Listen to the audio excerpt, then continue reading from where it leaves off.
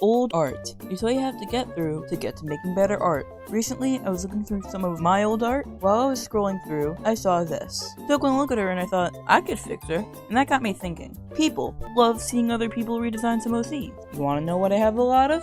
Old OCs. You wanna know what I could do this week? You know it. Redesign some of those old OCs. Character number 1.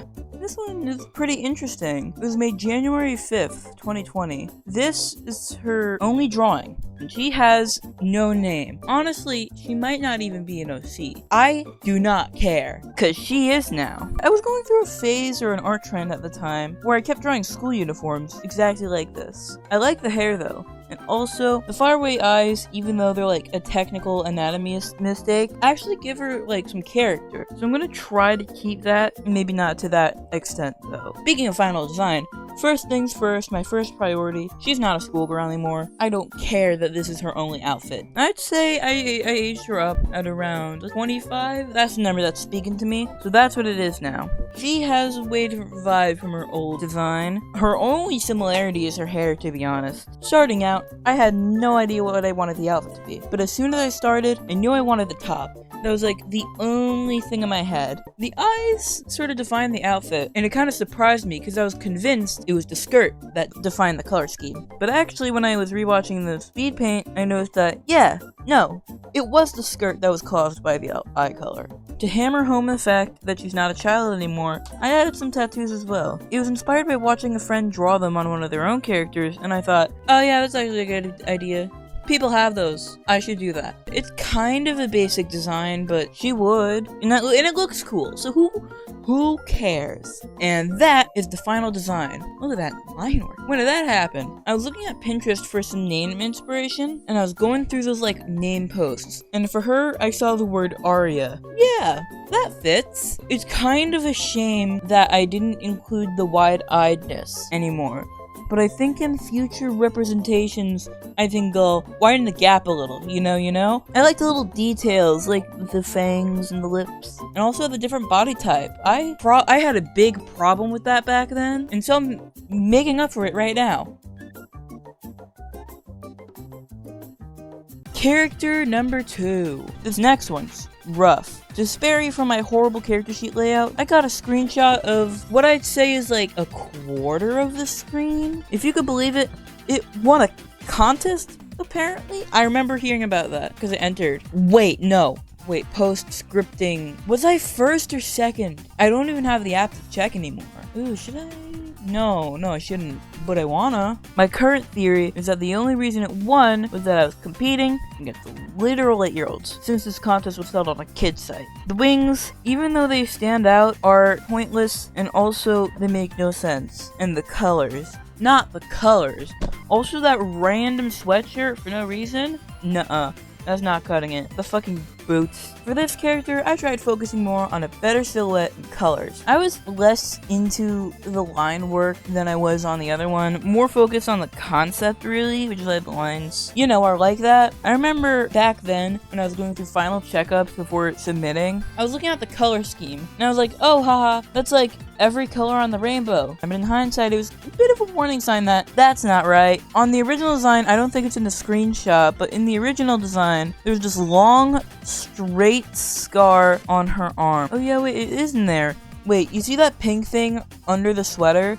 That's supposed to be a scar, if you can believe it. Apparently, according to my description at the time, because by the way, that cutoff part of the character sheet, all text. I'm telling you, no one will have to read that, I'm sorry. Apparently, according to said text, she covered it up and refused to elaborate if asked about it? Yeah, right. Not anymore, buddy.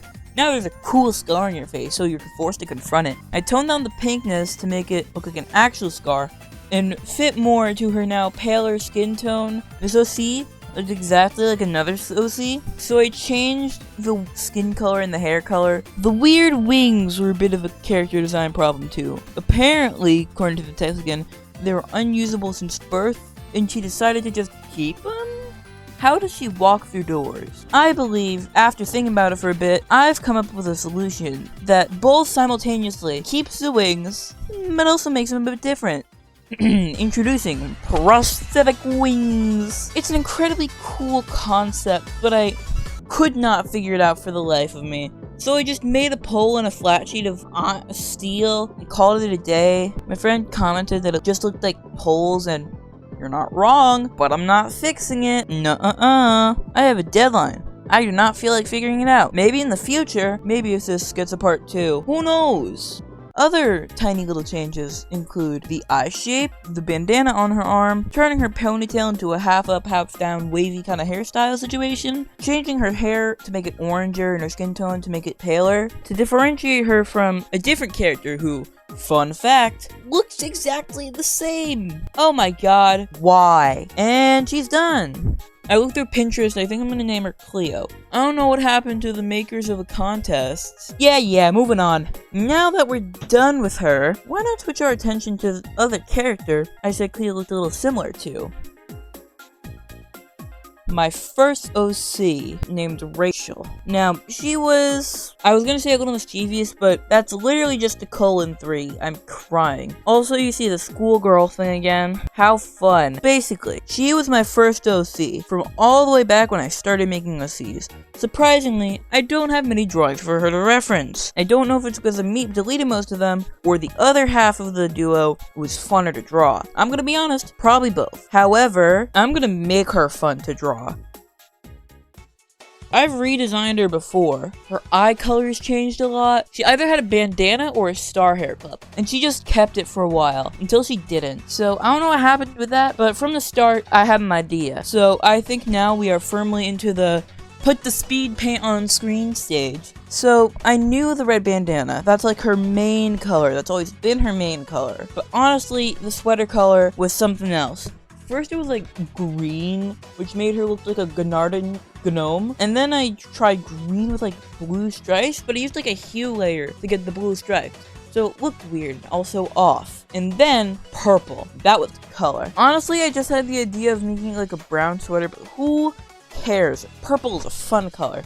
She would like that color. Yeah. So personality-wise, she also changed a little bit. She was a bit more mischievous and sneaky, little trickster, even a bit quirky. I don't know why I said that. I think if I made that joke to my 6th grade self, I might have laughed. Guys, I lied.